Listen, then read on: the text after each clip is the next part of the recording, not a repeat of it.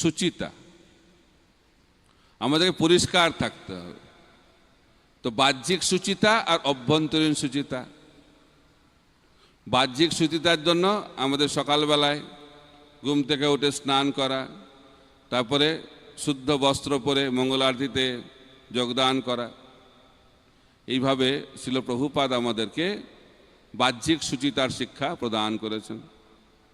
যে জায়গায় থাকি সেই জায়গাকে পরিষ্কার রাখা, মন্দিরকে পরিষ্কার রাখা, আশ্রমকে পরিষ্কার রাখা, সেটি হচ্ছে সুচিতার লক্ষণ।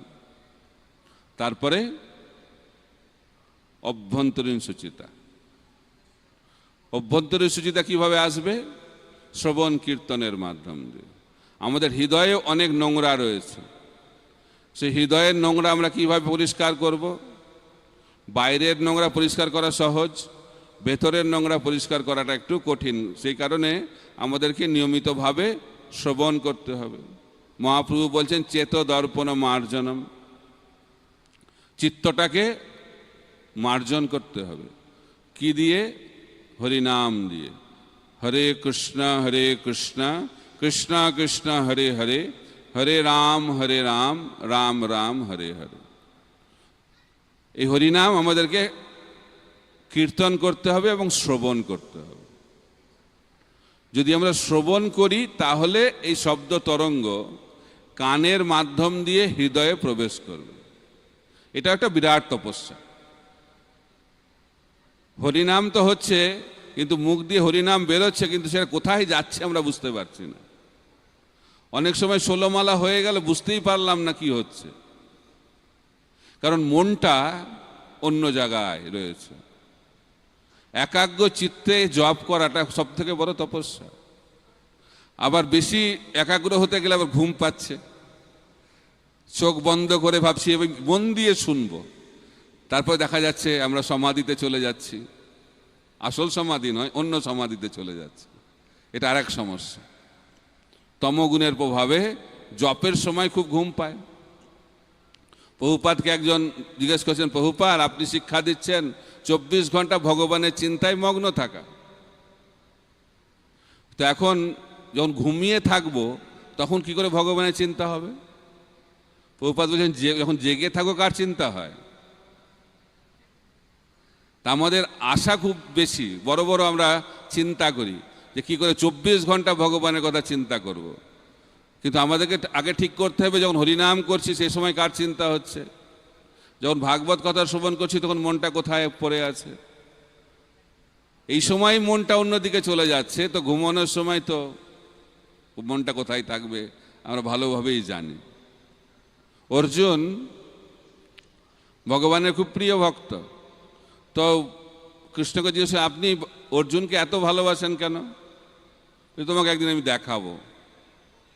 একদিন রাত্রেবেলায় নিয়ে গেছে তাকে, যেখানে অর্জুন থাকে। যখন অর্জুনের কাছে পৌঁছেছে তখন শব্দ আসছে। কি শব্দ? ভগবানের নাম। অর্জুন ঘুমিয়ে আছে, তা সত্ত্বেও ভগবানের নাম শোনা যাচ্ছে। কোথা থেকে আসছে? কোথা থেকে আসছে? ভগবানের নাম ঘুমন্ত অবস্থাতেও অর্জুনের শরীর থেকে নির্গত হচ্ছে। এটা হচ্ছে কৃষ্ণ ভাবনা অমৃত। কিন্তু এখন আমাদেরকে অন্তত পক্ষে যখন জপ হচ্ছে তখন না ঘুমালে ভালো।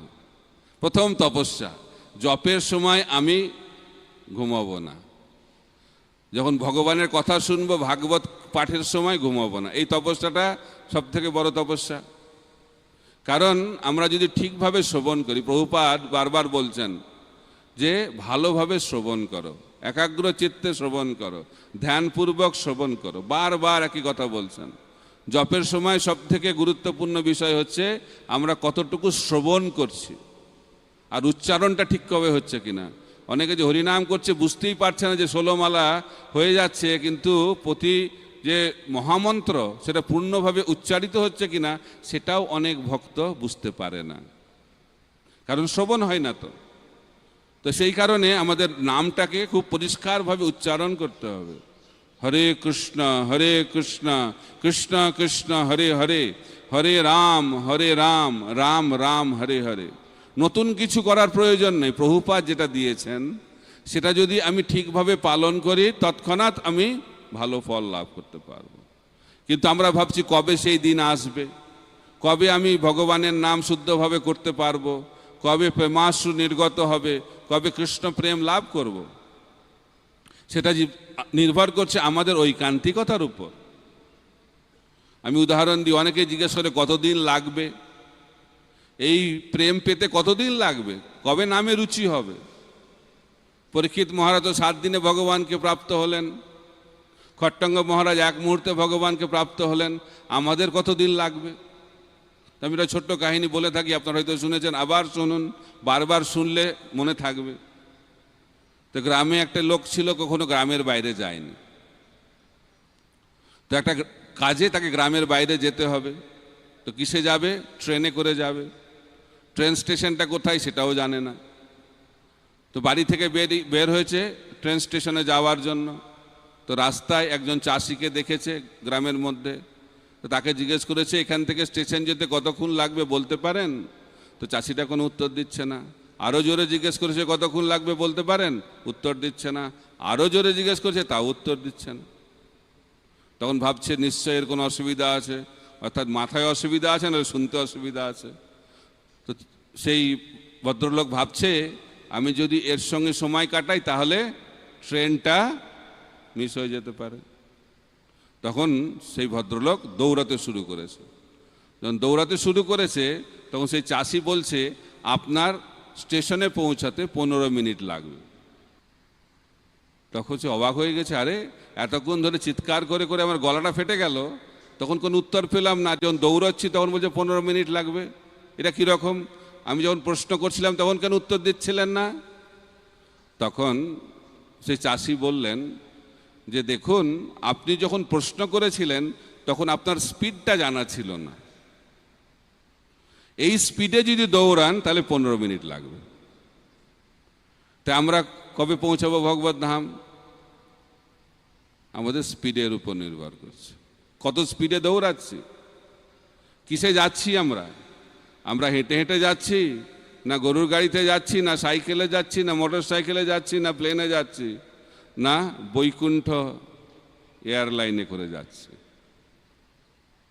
তো সেই কারণে কতটুকু সময় লাগবে নির্ভর করছে আমাদের ঐকান্তিকতার উপর।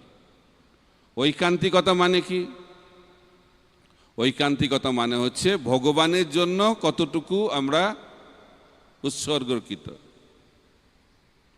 যখন আমরা ভগবানের জন্য 100% দেব, তখন ভগবানের কৃপা সম্পূর্ণভাবে আমরা লাভ করতে পারব। কিন্তু আমাদের সবসময় নিজেদের পরিকল্পনা রয়েছে। ভগবানের কথা বলছি কিন্তু আমার আলাদা প্ল্যান রয়েছে। ভগবানের প্ল্যানটা হচ্ছে প্ল্যান এ, আর আমাদের প্ল্যানটা প্ল্যান বি। যদি ভগবান বাই চান্স ভুলে যায় তাহলে আমার প্ল্যানটা কাজ করবে। তো ভগবান দেখছে ওনার তো প্ল্যান বি আছেই, তা আমার আর কি চিন্তা। তো এখন আমাদেরকে ঠিক করতে হবে কোন প্ল্যানে চলবো, আমাদের প্ল্যানে চলবো না ভগবানের প্ল্যানে চলবো। তো সেই কারণে ভগবানের প্ল্যানটা যখন আমাদের প্ল্যান হবে তখন আমরা ভগবানের কৃপা লাভ করতে পারব।